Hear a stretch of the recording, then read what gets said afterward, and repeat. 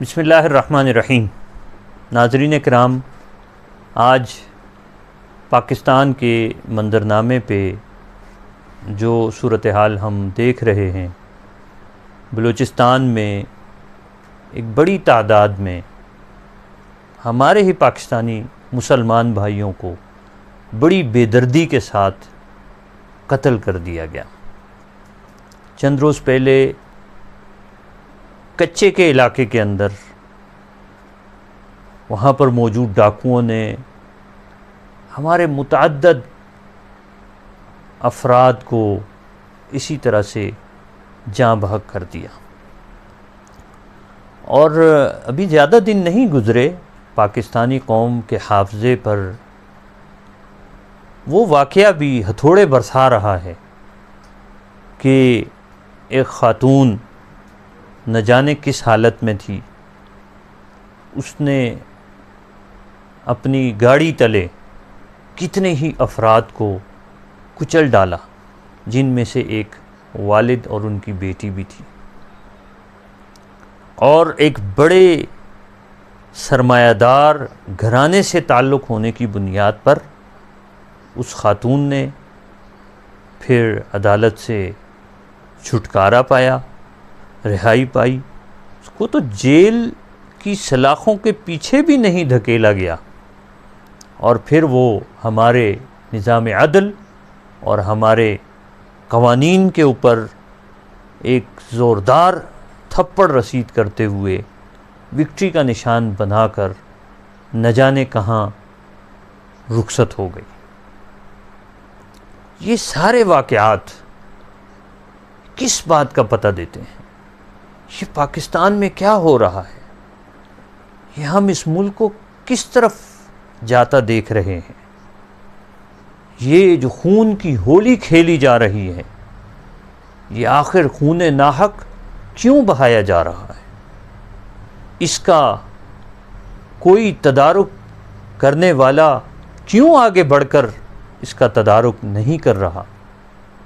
ہمارے ادارے، ہماری فورسز، ہمارے قانون نافذ کرنے والے ادارے، ہمارے تمام تر وہ طبقات کہ جو فکر و دانش رکھتے ہیں، جو چھوٹے چھوٹے واقعات کے اوپر بے چین ہو جایا کرتے ہیں، وہ کہاں پر ہیں؟ قرآن حکیم کی تعلیمات، رسول اکرم صلی اللہ علیہ وسلم کی ہدایات کیوں نظر انداز ہو رہی ہیں؟ کیوں فراموش کی جا رہی ہیں؟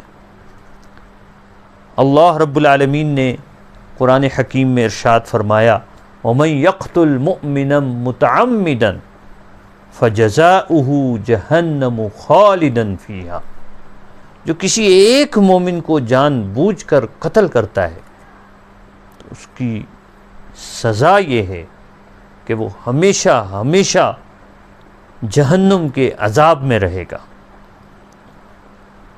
اور صرف یہی نہیں، بلکہ اللہ رب العالمین نے مزید فرمایا، وَغَضِبَ اللَّهُ عَلَيْهِ وَلَعَنَهُ وَأَعَدَّ لَهُ عَذَابًا عَظِيمًا، کہ اس پر اللہ کا غضب ہوا، اللہ کی اس پر لعنت ہوئی، اور اللہ تعالیٰ نے اس کے لیے بڑا عذاب تیار کر رکھا ہے۔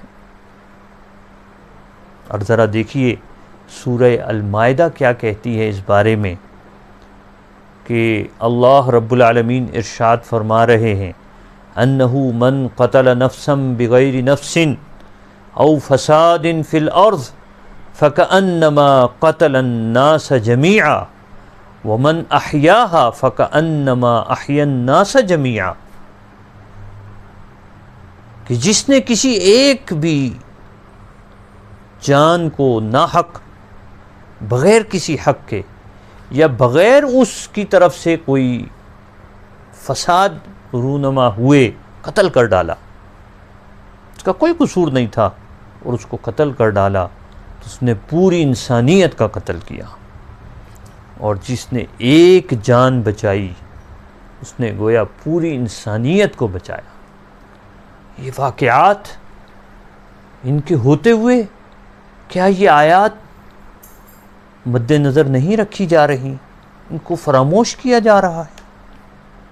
اور پھر نبی اکرم صلی اللہ علیہ وسلم نے ارشاد فرمایا لزوال الدنیا اہون علی اللہ من قتل مؤمن بغیر حق۔ ابن ماجہ کی یہ روایت ہے کہ اللہ رب العالمین کی نظر میں ایک مومن کا ناحق قتل پوری دنیا کے تباہ ہو جانے سے زیادہ خطرناک ہے، اور اللہ کی نظر میں یہ زیادہ ہولناک ہے۔ پھر نبی اکرم صلی اللہ علیہ وسلم نے ارشاد فرمایا جامع ترمذی ابواب الدیات کے اندر کہ لو ان اہل السماء و اہل الارض اشترکوا فی دم مؤمن لأکبہم فی النار، کہ اگر سارے اہل ارض و سماء ایک مرد مومن کے قتل کے اندر شریک ہو جائیں تو اللہ تعالی سب کے سب کو اوندھے منہ جہنم میں دھکیل دے گا۔ تو یہ آیات مبارکہ اور رسول اکرم صلی اللہ علیہ وسلم کی ہدایات جلیلہ، یہ بھی اس بہتے ناحق خون کی راہ میں یا اس کے لیے سد راہ نہیں بن رہے، کسی کے سروں پر جوں تک نہیں رینگ رہی اور کسی کو اس کا احساس نہیں ہو رہا۔ خدارا آگے آئیے، اس صورتحال کو سنبھالیے۔ پاکستان اسلامی جمہوریہ پاکستان ہے، یہاں امن ایک خواب بنتا جا رہا ہے، ملک کے اندر بے چینی میں اضافہ ہوتا جا رہا ہے، اور ان سب کا مداوع اگر ہو سکتا ہے تو وہ قرآن حکیم کے دیے ہوئے نظام عدل کی صورت میں ہو سکتا ہے۔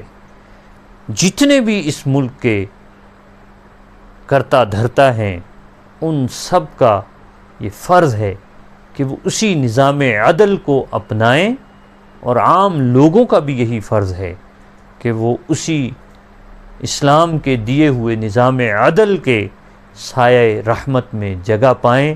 اللہ تعالیٰ سے ہم دعا کرتے ہیں کہ جو لوگ ان سانحات کے اندر اپنی جانیں گنوا بیٹھے، ہم دلی طور پر ان کے اہل خانہ کے ساتھ تعزیت کرتے ہیں۔